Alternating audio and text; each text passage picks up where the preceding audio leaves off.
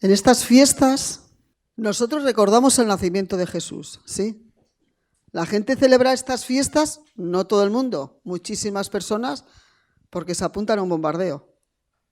Es así. O sea, hace poco se celebró la fiesta de Halloween y todo el mundo ponía en sus casas, los niños se les disfrazaba de cualquier manera. Ahora viene Navidad y celebramos la fiesta de Jesús que nació en Belén. Amén. Pero dentro de poco tiempo va a haber los carnavales. Y la gente se va a desinhibir totalmente. Después llegará Semana Santa y todo el mundo recordará que Jesús murió en la cruz. Amén. Es así. Quizá mucha gente celebre estas fiestas pues porque le gusta estar con la familia y está bien, son unos días de estar con la familia. Y nosotros también lo hacemos. Pero recordamos intensamente el nacimiento de Jesús. Que la gente quiera o no quiera, para eso están estas fiestas. No, yo porque, bueno, pero tú lo celebras. Y esta fiesta es por eso. Por el nacimiento de Jesús. Amén. Ayer ya vimos en la fiesta de los niños, visteis la obra de teatro, cómo iba hablando sobre la historia de Jesús, de todos. ¿Estáis atentos? Sí. Le doy gracias al Señor porque en la iglesia hay muchos talentos. Si lo visteis ayer con los niños, con los que cantaban, con los líderes, con los que están trabajando, con la misma obra, fue una obra preciosa, espectacular, ¿verdad? Diferente. Esa obra de teatro no la hemos sacado de otro sitio. Todo está elaborado por hermanos de aquí. El texto, la música, todo lo que había aquí tiene muchísimo trabajo. Y le doy gracias a Dios por las capacidades que da y por el esfuerzo, ¿no? Porque Dios te puede dar talentos, capacidades y yo no me voy a esforzar. Y eso sale y se ve. Amén. Bien, entonces vimos cómo nació Jesús y toda la historia y ya no vamos a hacer eso, no vamos a recordar cómo nació Jesús porque ya lo hemos recordado varias veces y ya sabemos muy bien. Ahora, mi pregunta en esta mañana es, ¿quién es realmente Jesús? ¿Quién es Jesús? ¿Quién dice la gente que es Jesús? ¿Habéis preguntado a las personas, ¿tú quién dices que es Jesús? Pues preguntar. Y la mayoría de las personas, incluso los historiadores, todos dicen que Jesús fue un hombre que nació, que vivió, fue judío, que murió como un mártir, que hablaba de muchas cosas que a la gente no le gustaban, otros sí le gustaban. Preguntar hoy en día, ¿quién es Jesús para ti? Un hombre conocido, ya está. Pero eso no es lo que nosotros queremos enseñar en esta mañana. ¿Quién es Jesús? Si nos vamos a la Biblia, en el tiempo que nació Jesús, todos sabemos que Jesús nació y a la edad de 30 años empezó su ministerio. Bien. A través de milagros, de su manera de hablar, de tantas cosas maravillosas que él hacía, atraía muchísima gente. No solamente gente humilde, sencilla, atraía religiosos, gentes importantes. Vamos a ver en la Biblia qué es lo que hacen ellos, cómo responde la gente al encuentro de Jesús, cómo reaccionan las personas cuando Jesús empieza su ministerio. Y buscamos en Lucas capítulo 5, versículo 21, dice en el versículo 25. Entonces los escribas, gente religiosa, gente importante en aquel tiempo, entonces los escribas y los fariseos comenzaron a cavilar, a hablar entre ellos, a decir, diciendo, ¿quién es este que habla blasfemias? ¿Quién puede perdonar pecados sino solo Dios? ¿Quién es este? ¿Pero quién es este hombre? ¿Qué está diciendo este hombre? Si solamente Dios puede perdonar pecados, ¿quién eres tú? Claro, ellos entendían y entendemos nosotros también que si yo voy andando y le pego un pisotón a Seima, perdón, no lo voy a hacer, bueno, igual lo hago sin querer, pues yo digo, ay, Seima, perdóname, ¿no? O si yo a alguna persona le digo algo que está mal y le hago daño, voy y le digo, ¿me perdonas? ¿Hacéis eso vosotros? Sí, ¿no? Si hacemos algo entre unos y otros, nos pedimos perdón, o deberíamos de hacerlo, ¿no? O vas tú un empujón y, ¡ay, perdóname! Lo he hecho sin querer. Pedimos perdón entre unos y otros. Pero ¿quién eres tú que perdonas los pecados de todos a ti no te han hecho? ¿Quién eres tú? Ahí empezaron ya a cavilar y a pensar, ¿quién es este hombre? Se está dando a conocer, pero ¿quién es? Vamos a ver en Lucas capítulo 9, versículo del 7 al 9, vamos a ver cómo reacciona también el hombre más poderoso de esa época, el rey más poderoso. ¿Quién era el rey? Herodes. Pero no era este rey Herodes el Grande, porque ya lo vimos las mujeres. El rey Herodes el Grande murió cuando Jesús era muy chiquitín, que fue llegado a Egipto. Era uno de sus hijos, de sus tantos hijos que eran malvados y crueles como su padre. Entonces, este rey era un rey temido. Y dice en el versículo 7, Herodes el tetrarca oyó de todas las cosas que hacía Jesús. Ya estaba oyendo este hombre. ¿Quién es este hombre?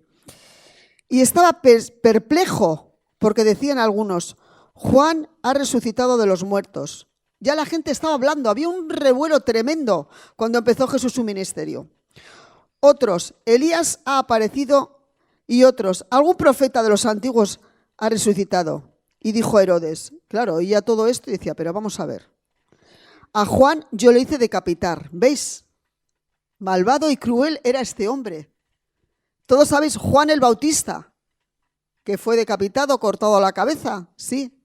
Este le mandó decapitar, porque Juan se les enfrentó.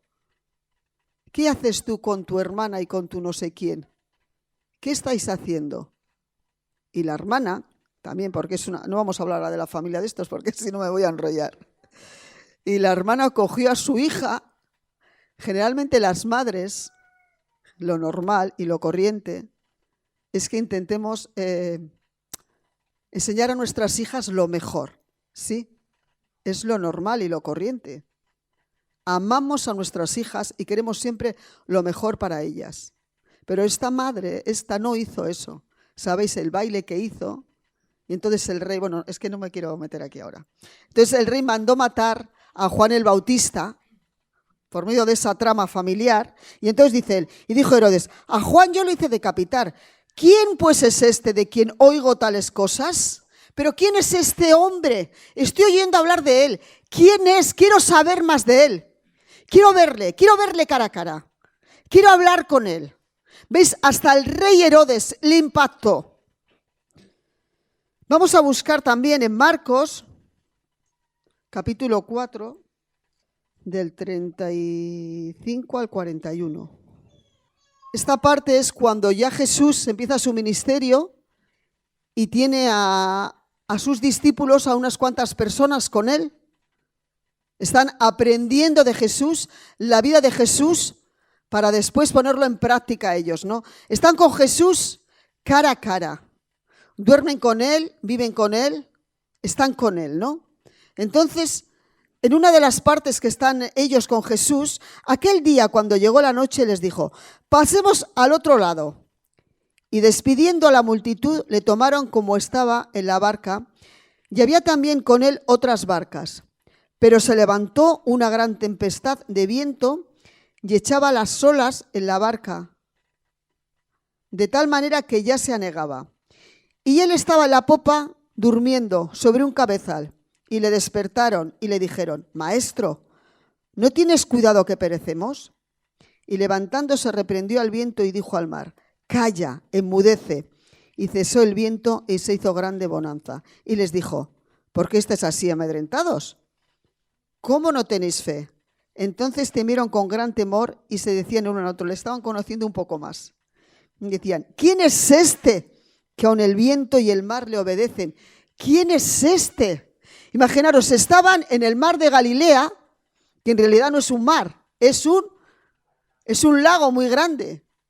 Estaban en una región y tenían que pasarlo a otra parte. Es un medio también de moverse, ¿no? Los barcos, las barcas que tenían. Porque claro, allí no tenían coches como ahora. Entonces, nosotros estuvimos allí en Israel, en ese mar. Eso es el mar de Galilea, tiene muchas montañas a su alrededor. Y de vez en cuando se levantan unos vientos, unas corrientes entre las montañas que baja al mar. Y se mueven, hay unas olas tremendas, hay unas tempestades tremendas. Entonces yo cuando estaba allí en la barca, cuando íbamos Carlos y yo, miraba, digo, a ver si se va a levantar aquí una ventisca. Y estaba muy tranquilo, ¿no? Pero yo digo, a ver si se mueve esto, porque nos lo ponían que era muy así. Entonces yo me acordaba en la parte estas que nos dice la Biblia, ¿no?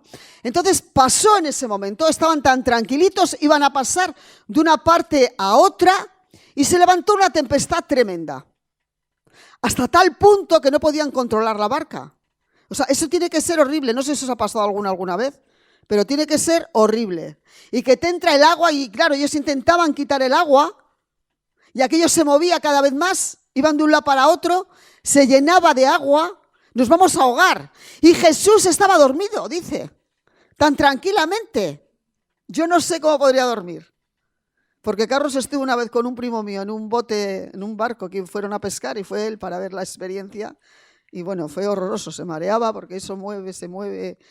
Creo que vomitó y algún familiar mío, o sea, cuando está el barco horrible, es horrible. Que se mueve, te mareas entera. Pero Jesús dice que estaba dormido tan tranquilamente. Imaginaos, ¿pero qué haces dormido? ¿Pero no ves que nos vamos a morir? ¿Cómo puedes estar dormido? ¡Que nos ahogamos! Y entonces Jesús se levanta, se despierta y mira y ve todo, el viento, la tempestad, el agua, calla, ya párate. Y entonces ahí digo, pero este hombre ya no solamente tiene una sabiduría tremenda para hablar, ya no solamente hace milagros, sana enfermos, ya no solamente multiplica el pan y los peces, es que hasta la misma naturaleza le obedecen. Pero ¿quién es este? Dicen. ¿Quién es este Jesús? El que nació en Belén. ¿Quién es este? Hasta sus mismos discípulos se quedaban asombrados de él. Amén. Vamos a buscar en Marcos, capítulo 6. Seguimos en Marcos. Damos la vuelta a la hoja. Capítulo 6, del 1 al 4. Salió Jesús de allí y vino a su tierra. ¿Y de dónde era Jesús? ¿De dónde era Jesús? ¿Quién ha dicho de Belén? Jesús era de Nazaret. De Nazaret. Sus padres eran de Nazaret. Vivían en Nazaret, en un pueblo pequeñito. Nació en Belén, pero no era de Belén. Amén. Entonces fue a su tierra, a su pueblo, a una aldea pequeña, muy casi insignificante, Nazaret, y vuelve, cuando estaba en su ministerio, y vuelve a su pueblo. Salió Jesús de allí y vino a su tierra y le seguían sus discípulos. Y llegado el... a ver si lo estoy leyendo bien. Sí. Y llegado el día de reposo comenzó a enseñar en la sinagoga, en la iglesia, ¿no? Y muchos, oyéndole, se admiraban y decían, ¿de dónde tiene estas cosas? ¿Y qué sabiduría es esta que les da y estos milagros que por sus manos son hechas? La gente se sorprendía. ¿No es este el hijo del carpintero, hijo de José, hijo de María, hermano de Jacob, de José, de Judas y de Simón? Aquí nos está hablando que Jesús tenía hermanos. ¿No están también aquí con nosotros sus hermanas? Y se escandalizaban de él. Mas Jesús les decía, no hay profeta sin honra, sino en su propia tierra y entre sus parientes y en su casa. Bien. Es como si tú aquí me conoces a mí de una manera, aquí venimos todos un rato a la iglesia y nos conocemos muy poquito. Bueno, los que estamos aquí todo el día y hacemos retiros, quizá nos conozcamos un poco más. Amén, nos conocemos algo. Pero si yo voy a mi barrio, donde yo me he criado, la gente ya nos conoce más.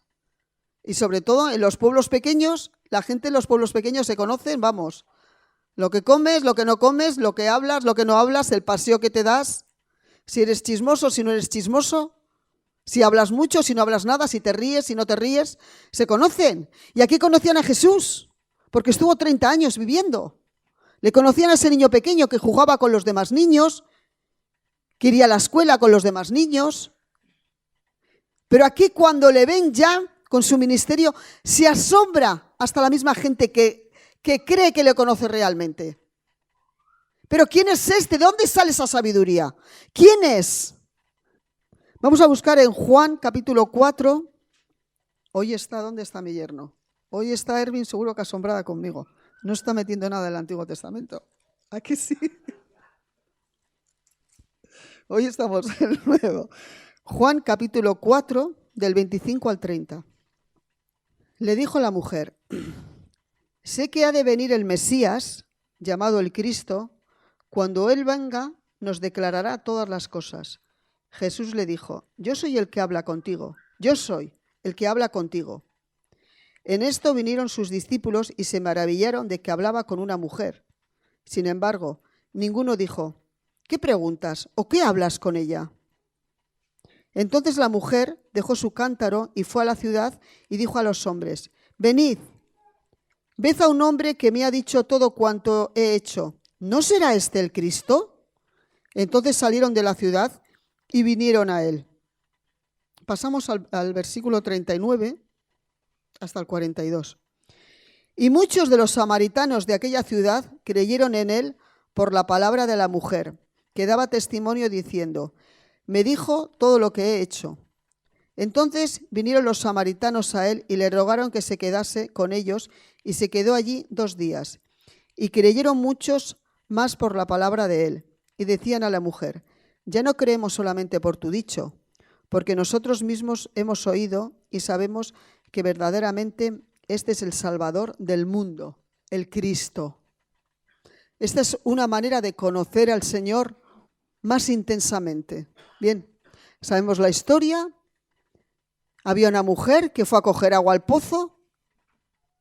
Jesús iba a pasar de una región a otra y se metió por Samaria, donde nos dice la Biblia que los samaritanos y los judíos no se hablaban entre ellos. Bien, no vamos a ver ahora el por qué no se hablaban entre ellos, pero no se hablaban entre ellos.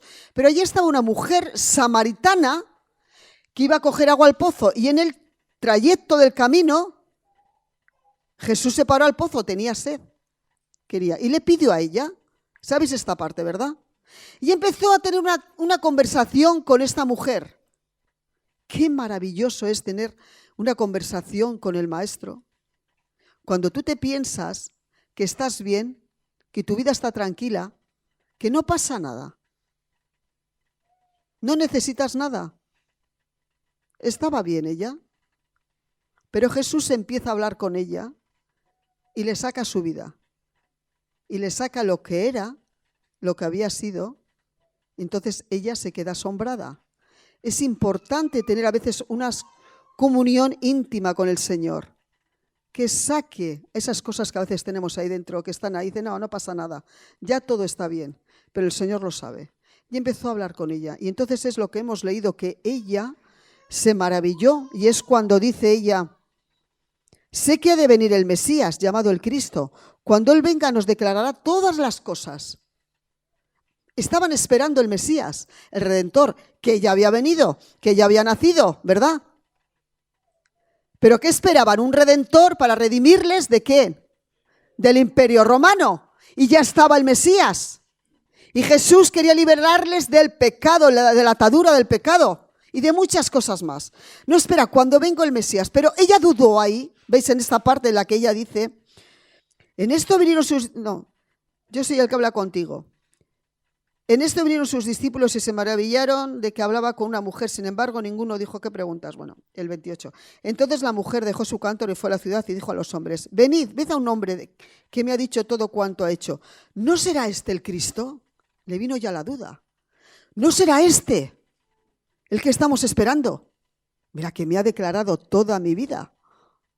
¿No será este? Pero no solamente fue porque le declaró toda su vida, sino porque impactó su corazón, su alma. ¿Vale? Ahí hoy en día hay muchos adivinos y muchas cosas raras que dicen que te adivinan el futuro. Pero te empiezan a hacer 40.000 preguntas de aquí para allá y claro, ¿cómo no te van a adivinar? Ya te han sacado todo. Porque tu padre, tu madre, tú tienes una enfermedad, tu padre otra, tú no estás casada, no sé qué, y luego te adivinan el futuro. ¿vale? Pero no solamente eso, porque le dijo lo que había pasado, sino porque transformó su vida. Y ahora vemos, cuando ella va a decírselo a los hombres, esta parte es muy importante, la que lo hemos leído ya, en el versículo 42, y decían a la mujer: ya no creemos solamente por tu dicho, por lo que tú nos has dicho, porque nosotros mismos hemos oído y sabemos que verdaderamente este es el Cristo. Nosotros hemos oído ya de él, no solamente por lo que tú me digas, no me conformo con lo que tú me digas. Yo personalmente, yo íntimamente, es importante venir a la iglesia, es muy importante. Porque la Biblia lo dice. ¿Os acordáis el domingo pasado de Jesús? Alonso, la importancia de la iglesia. Cristo es la cabeza y el cuerpo es la iglesia. Es así. El cuerpo entero es la iglesia. Es importante. Pero es importante tener una intimidad personal con tu Dios. Muy personal. Que trate contigo. Amén. Tú ahora escuchas, meditas y después tienes el tiempo personal con tu Dios. Medita con Jesús. Amén. ¿Qué es lo que hicieron ellos? Y sabemos que verdaderamente este es el Salvador del mundo, Cristo. Una vez que Jesús murió y resucitó, y ya se fue al cielo, había un hombre, maravilloso hombre de Dios, un hombre sabio, muy preparado, muy capacitado, el apóstol Pablo. Me gusta mucho este hombre. Cómo trabajó en el servicio de la obra de Dios. Cuando Jesús murió y resucitó, él perseguía a los cristianos. Él seguía pensando que lo que estaban haciendo estaba mal. Pero él tuvo un encuentro con el Señor.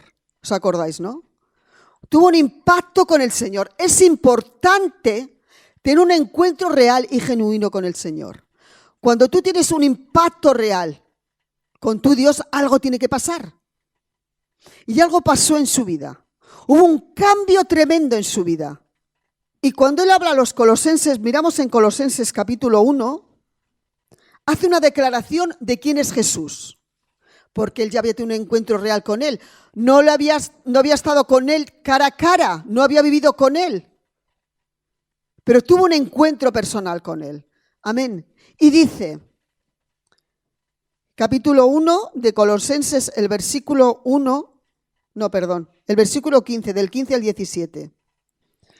Esto es lo que dice Pablo de Jesús. Dice, Él es la imagen del Dios invisible, el primogénito de toda la creación, porque en Él fueron creadas todas las cosas, las que hay en los cielos y las que hay en la tierra, visibles o invisibles, sean tronos, sean dominios, sean principados, sean potestades, todo fue creado por medio de Él y para Él.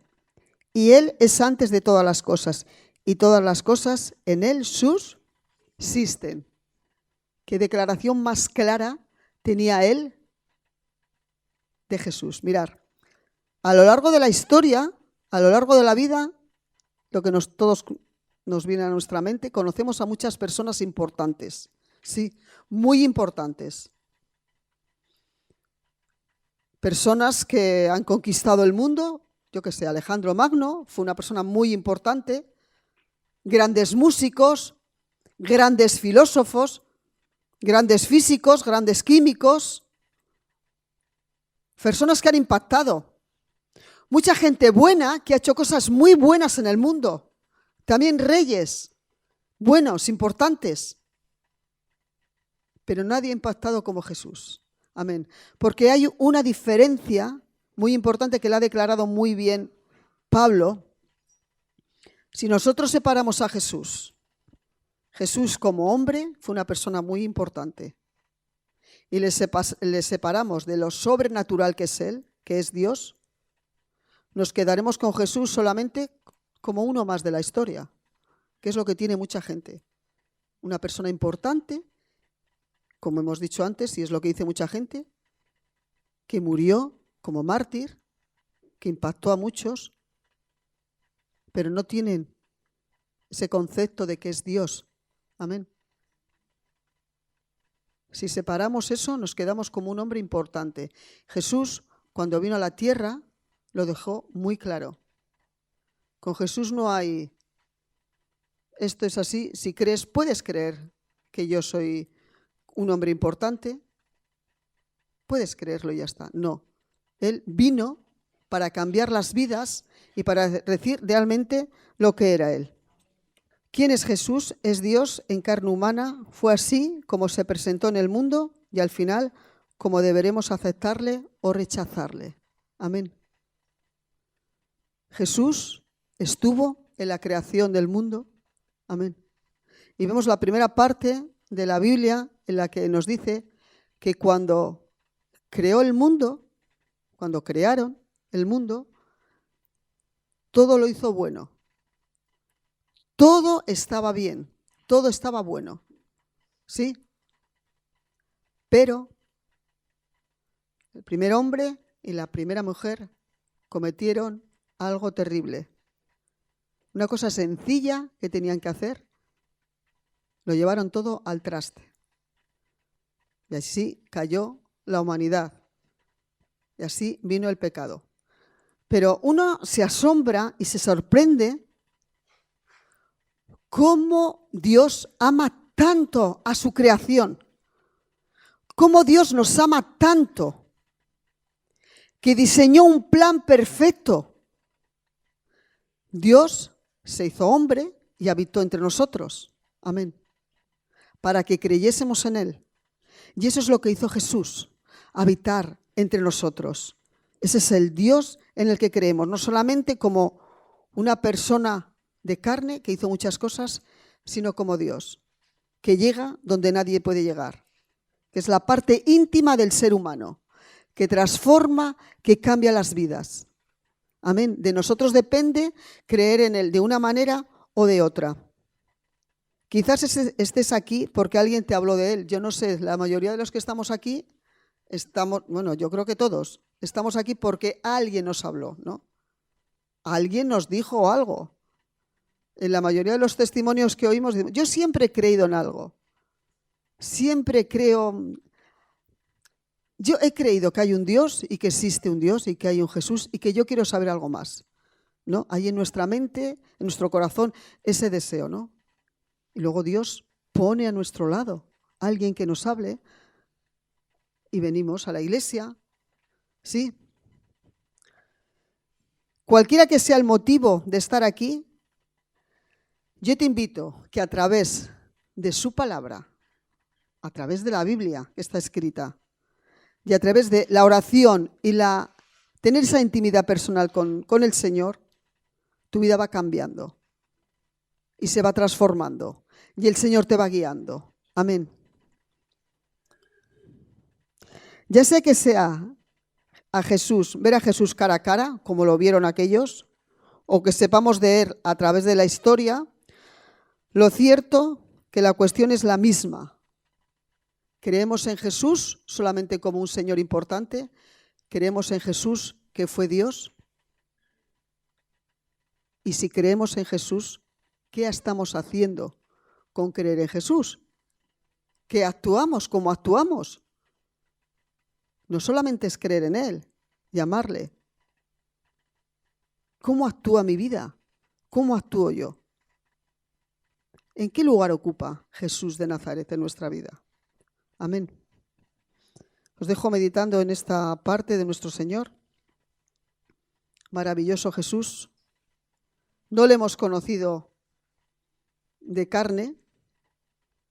No le hemos conocido. A lo mejor vosotros tenéis aquí 2000 y pico de años. Tenemos aquí algún fósil y no nos hemos enterado. No le hemos conocido de carne, pero sí ha transformado nuestras vidas.